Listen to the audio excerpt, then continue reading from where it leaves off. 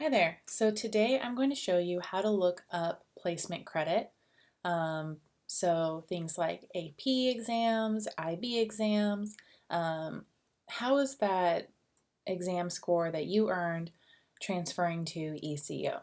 And so we're going to come to www.ecu.edu, the homepage, and then once you're here, go ahead and come up to this magnifying glass on the right hand side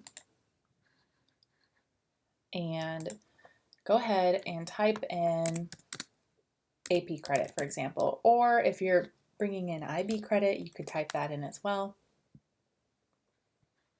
And then the first thing we're going to see is actually placement credit undergraduate admission. So we're going to click this link.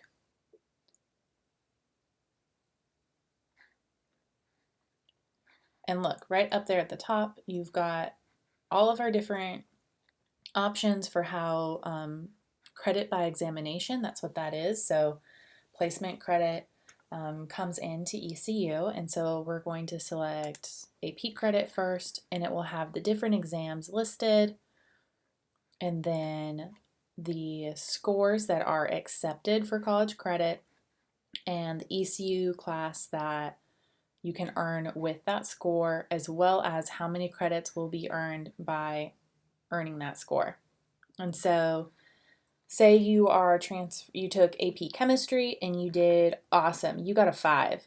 Well, that's going to come in as Chem 1150, 1151, 1160, and 1161. You've actually earned 8 college credits by earning a score of 5. And so just as you scroll down, you'll see all of the different options. Same thing with IB exams. For my IB students out there, one thing to pay attention to is the parentheses next to the exam that you took. If you took subsidiary level versus higher level, the credit that you earn, the class that you can earn credit for, can change based off of the level of exam that you took. So certainly pay attention to that. But that is how you look up placement credit for those AP and those IB exams that you worked hard in those courses and on the test to bring in some college credit before you got to ECU. If you have questions about what this means for registration for the fall semester, of course, reach out to your academic advisor. If you're like, oh my gosh, I've already taken, some of those intro classes, but I don't want to take a full the next level of things, or if maybe you earned exam on or credit for foreign language, but you were wanting to minor, what class is next for you, definitely always reach out to your academic advisor when you have questions about bringing in credit and what that means for enrollment. But at least this can help you see what score you earned. So passing scores of 3 and higher, what credit that earns you.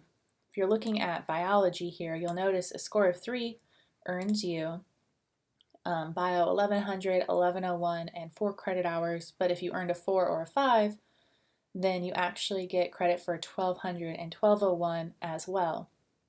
Now, something to note for my health pre-professional students out there. So if you're planning on going to medical school, dental school, maybe if biology is going to be your major, and you're bringing in credit for your biology, your chemistry, things like that, definitely reach out to your academic advisor and ask for their opinion on if you should accept your credit or waive your credit depending on what your goals are. Sometimes with different scores, the department itself will have recommendations, like if a student is planning on going to dental school or medical school, you accept credit for the lecture portion, but they still would recommend that you take the lab. And so discuss those options and maybe what is the best fit for you in accepting or waiving AP credit in regards to your future goals, even past ECU. And that is how you look up AP credit, IB credit.